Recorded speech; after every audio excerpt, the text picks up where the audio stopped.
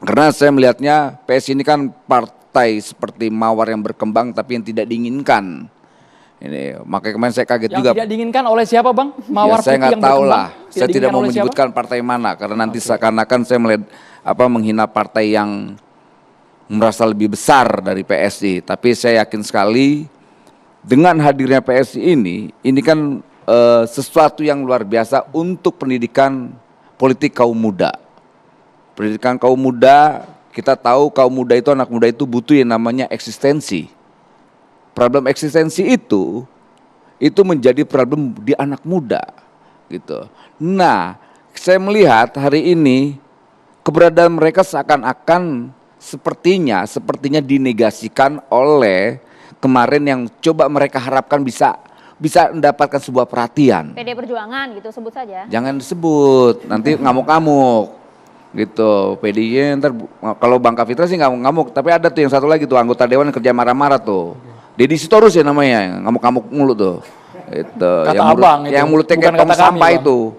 Itu. Dan kita mau ya partai-partai anak muda ini, partai anak-anak muda kayak PSI ini biarlah tumbuh kembang. Tapi tetap namanya berpolitik itu ada proses, tidak mudah.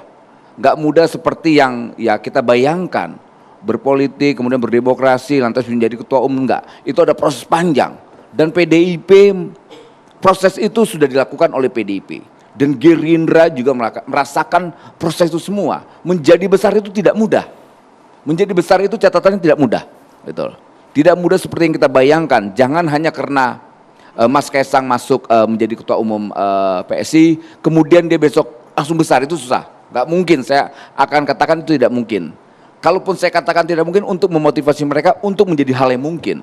Karena biar gimana pun, yang namanya partai itu harus lahir dari proses yang sangat-sangat selektif. Ada proses kaderisasi, namanya kaderisasi itu kader itu inti. Gitu. Nah proses intinya dia belum mendapatkan. Berarti menurut abang Kaisang masuk ke PSI tidak akan berpengaruh signifikan? Saya rasa belum terlihat karena ujinya nanti di tanggal 14 Februari. Pasti. Gitu. Di 14 Februari itu baru bisa kita menyimpulkan ternyata memiliki dampak. Tapi apa yang disampaikan Habibur Rahman tadi, bahwa PSI dulu orang yang tidak pernah memperhitungkan, ternyata itu di mana-mana ada anggota dewannya. Gitu. Walaupun belum sampai parlemen pusat ya, belum parlemen, tapi dengan keberadaan PSI hari ini itu luar biasa menurut kita. Nah, kita berharap anak-anak muda ini punya gagasan, punya idealisme, tapi jangan nanti pas ujung-ujungnya seperti perilakunya anak orang tua semua, perilaku koruptif, perilaku yang sangat birokratif, lantas perilaku yang sangat pragmatis lah, itu yang kita khawatirkan. Jadi jangan sampai badan kaum muda ini diambil, tapi hanya untuk merusak generasi muda selanjutnya. Karena ini berbahaya buat kita.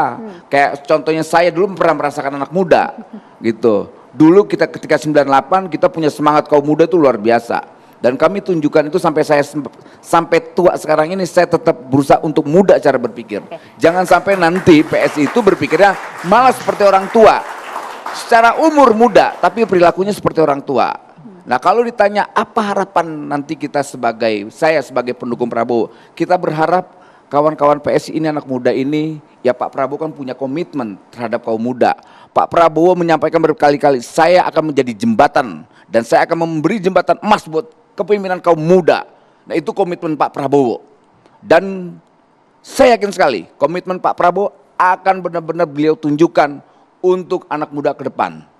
Seberapa yakin Anda PSI akan mendukung Prabowo? Ya soal yakin atau tidak ya harapan kan boleh, dan kan mereka tahu sekali bagaimana Pak Prabowo itu ketika kawan-kawan PSI ya anggap aja lah ya sudah direndahkan, Pak Prabowo mengulurkan tangan dengan cara yang sangat terhormat.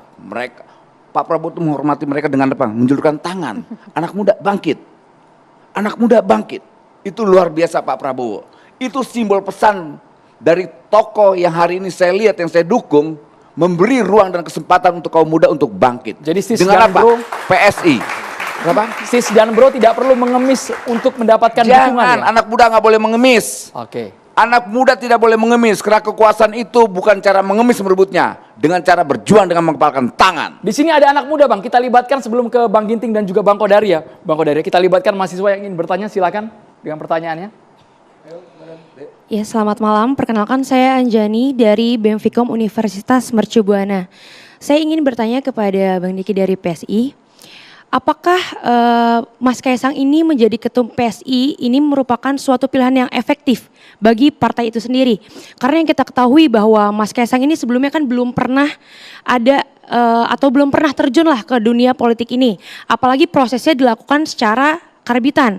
Dalam waktu hitungan hari saja beliau sudah bisa dan resmi menjadi ketum di partai itu sendiri. Terima kasih.